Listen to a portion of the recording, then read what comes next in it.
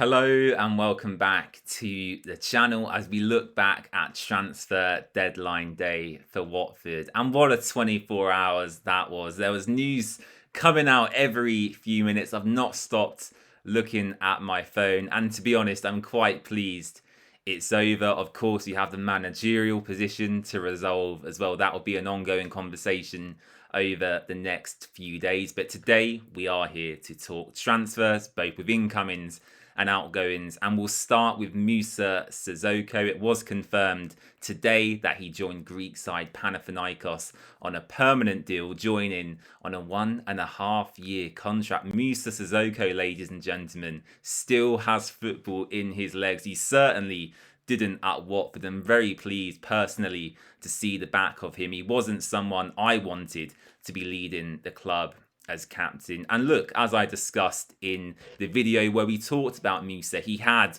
good moments at Watford, certainly under Tom Cleverley during the second half of that season. He really showed up and won us some vital points, but it was evident to me, especially this season, both under Paulo and Javi, that his appearances and minutes were slowly being reduced over time. And yeah, in the past few games, he hasn't even featured in the squad. He gets to join quite a reputable club in Panathinaikos. He joins up with former manager who he's worked with before at Newcastle, Rafa Benitez, and I'm sure he'll have a lovely time over there for the next couple of years. So for Musa, on a personal perspective, I'm sure he's delighted. And as Watford fans, I think the majority of us are pretty pleased as well. So Musa Sissoko joins Panathinaikos. Next up is James Morris to Leyton Orient. This one has been in the works for some time now. I think the Watford Observer actually reported about this all the way back in the summer transfer window. It's all been dependent on Watford getting in bodies in them defensive positions. I mean, brought in Stefan Mfuni, who is a centre-back, of course, Manchester City, but he can also cover that left-hand side as well, which has allowed Morris to go and join Bachmann at Orient. That's an interesting dynamic as well. So that was completed today. And throughout today, there was interesting links and reports from France in interest around Othman Mama, our magical, pacey, skillful Moroccan winger. Nantes, Lille and Roma all apparently interested in signing Othman Mama today. According to Sky Sports, Watford rejected all approaches, and I'm sure it's something they'll reassess in the summer. His value may have doubled by that point, of course, depending on what happens for the rest of the season. But interesting to hear about the interest in Othman. And as I said, there's a lot of players at Watford who could leave for big money during the summer transfer window. Vata, Kwadwo, Imran, Georgie, Iran Kunda, the list goes on. I do think we're going to lose lots of our top assets, unfortunately, in a few months' time. So, yeah, that's something of note. A few clubs interested in Othman Mama today. No one could meet Watford's valuation, though. I think it's important to make that point. Pierre Ekwah stays at Watford. That's an interesting one. We reported this story exclusively on the Watford Way across all our social pages. He was due to join a Saudi second division side over in the Middle East. He took a plane from Amsterdam Schiphol Airport. He was set to finalise personal terms. That fell through at the final moment, and he is now on his way back to rejoin up with the squad. Will he be given an opportunity and reintegrated?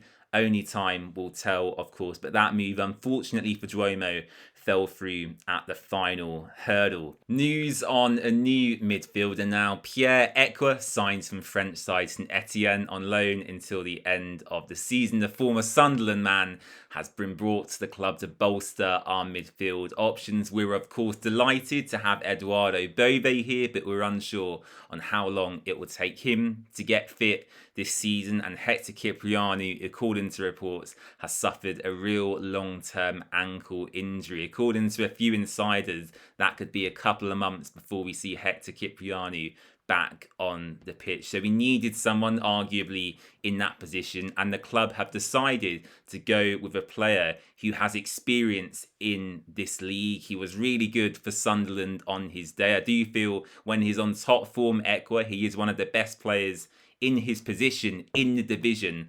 but that has been a rarity in recent times, especially at St Etienne. Their fans have turned against him in the last few months. He's refused to play actually for the club since their relegation from the French First Division. So Watford signing a player here who has a lot of baggage potentially, a few attitude and ego problems. You know, that's fair for me to say given what's happened in recent history. But I think if we can get him firing and bring him into hopefully a winning environment, you could argue, we could have a real asset on our hands here. So fascinated to see what happens with this one. But Pierre Ekwah does sign with the club. And last but not least, it wouldn't be a Watford transfer window without a signing from Udinese. Saba Goglichidze has signed for the club on loan until the end of the season. We've been struggling, especially recently, for bodies defensively. I know Javi certainly, when he was at the club, was unhappy with the quality and options he had in that position. Foremost Mendy was cast aside. Jeremy Petry wasn't really given any chances either. And now Saba Goglichidze has signed with the club. Another Georgian has arrived, of course, as well to join Chapatazzi and Chikavani, which is good. Having that kind of core group of Georgians, I'm sure, is quite fun for them three. But another player to strengthen us defensively. He's right-footed and can also cover that right-back slot as well as cover for Jeremy Ngakia. So, in conclusion, I don't think we've necessarily strengthened this window, it's fair to say, but I don't think we are significantly weaker either. Yes, it's been disappointing once again, and I think that has been magnified by the departure and resignation of Javi Gracia as well, but it's never boring being a Watford fan, and I'm sure over the next few days we'll find out more information around who our next head coach will be. On to Hull City tomorrow. You can join me here for a live match watch along. Of course, naturally looking forward to this as per usual. And the game is so important as well. If we are to seriously challenge for the playoffs, as the club want us to do this season, we have to win and take 3 points away from the MKM Stadium. Thanks for watching, and I'll see you again soon. Bye-bye.